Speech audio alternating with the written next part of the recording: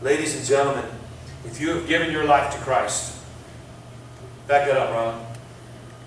If you've given your life to Christ and this stuff is in your life, it's time to let it go. And you say, Mr. Paul, how is that going to work? And I'm going to share this promise with you again, the words of Jesus, my grace is sufficient for you, for my power is made perfect in weakness. There is nothing on this list that Jesus cannot conquer. Mr. Paul, how do you know? Mr. Paul, how do you know that the things on this list can be conquered with Jesus? Because those things used to be mine.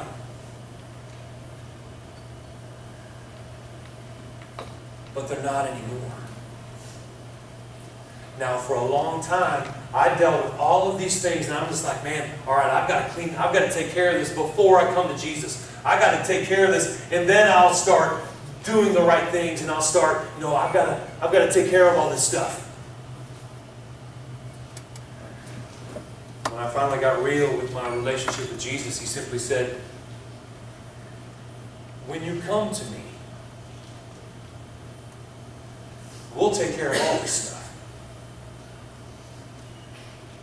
And you will be amazed at how easy it is to get rid of these things when you simply surrender. Wait, Mr. Paul, that's not very manly. You're not talking manly now. You're talking about giving up. You're talking about surrendering. One of the greatest things that we can do as men and women is to surrender our lives to Christ. The only thing that matters is whether or not we surrender our lives to Christ and accept Christ as our Savior. When the grand scheme of things, when everybody in this room is dead, the only thing that is going to matter is whether or not Christ is Lord of your life. Not if you went to a Christian school. Not if you went to church every once in a while. What's going to matter is if you have accepted the gift of salvation of Jesus Christ. I figured that out. A lot of you are sitting there saying, man, I got stuff in my life I don't really want to talk about. And, trust me, if you see my list, this is not something you want to talk about with people. This is not something you sit around the lunch table and say, hey, listen, I got something to tell you guys. Check out this list I got. This is me. I hid this from everyone, including my parents, my family. Every once in a while, leaked out, and they would see things because I was messing up. I was doing things and getting caught, but this was my list. What I am trying to tell you, I'm not trying to run up my dirty laundry, but what I am trying to tell you is that if you are anywhere up on this screen, guess what? I can relate. Because I've been there. One of the cool things that I learned when I was in college, I went to a church, and right on the front of it, right on the front of the bulletin, said, come as you are. We will accept you just the way that you are. But we want you to know that we love you too much to leave you that way. Ladies and gentlemen, we as Christians, if we are Christians, we've got to get back to this word called love. We've got to start loving people. There is all kinds of stuff coming. You've probably heard it, man.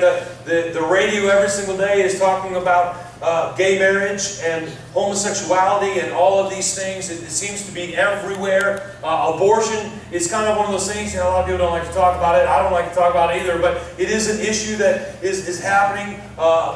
Gun control. Let's all talk about guns, okay? They're all over the place. These are definitely things that people are talking about. Now, but here's my thing when it comes to especially when it comes to gay marriage and when it comes to abortion, all of these kinds of things.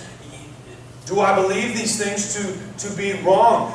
Yes, I do, and here's why. Because when God told in His Word, tells us what His plan is, that's not it.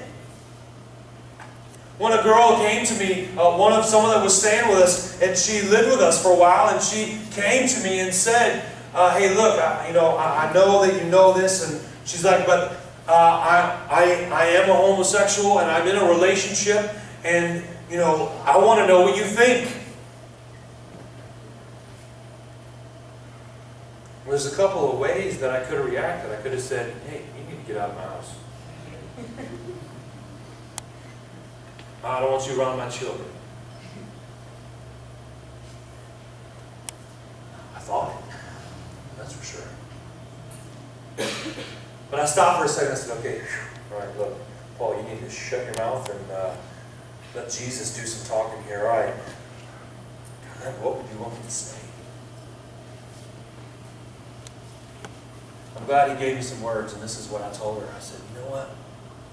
You know that we love you, right?" She said, "Yes." I said, "Good. I want you to always know that." I said, "This is not what God created you to be." I said, "This is not the plan that God has for you. But we're going to be right here, and we're going to love you no matter what happens." I did not tell her that I agreed with her lifestyle. I did not tell her that it was okay. I did not say, "It's fine. No big deal." I just simply told her the truth. We love you. This isn't what God planned for you. This isn't what you were created for. That's it. Ladies and gentlemen, we as believers have got to get back to loving people. Someone asked me one time, they said, "Hey, we're going to go hold up some signs in front of an abortion clinic." And I'm like, "Okay. What are you trying to accomplish?" "We want to stop people from going in." I said, "Okay." I said, "Is this like a peaceful thing, or we want to make sure everybody knows." I went by. I'm like, "Well," they asked if I would stop by there. I was like, "Sure, I'll stop by." And as I drove by, I didn't see it at first. I didn't know where I was going. I didn't see it at first. As I drove by, the first thing I heard was the yelling. And people were holding up their signs, saying, "Abortion kills," or, "Abortion is wrong," or all this kind of stuff. And all of those things are true. But I looked over and I saw it, and the faces holding the signs were all scrunched up. They just yelling at people. No one in particular. I think it was just the cars going by. And I thought to myself, is this love? No, I'm not saying it's right. And I'm not saying people can't be out there with signs. Some of you guys may have done that. But I'm wondering about the people walking up there. If you're walking up and if someone, I'm not saying this is what these particular people are doing, but if someone were to come and yell at you and try to get in your way instead of going to this facility, are you going to say, "You know what? You're right. I'm coming to church where you are. Give me a sign"? Sometimes I wonder about those things. Guys, I was talking about me earlier. I was talking about, "God, how can you use me?" There was something that needed to happen. I had to surrender.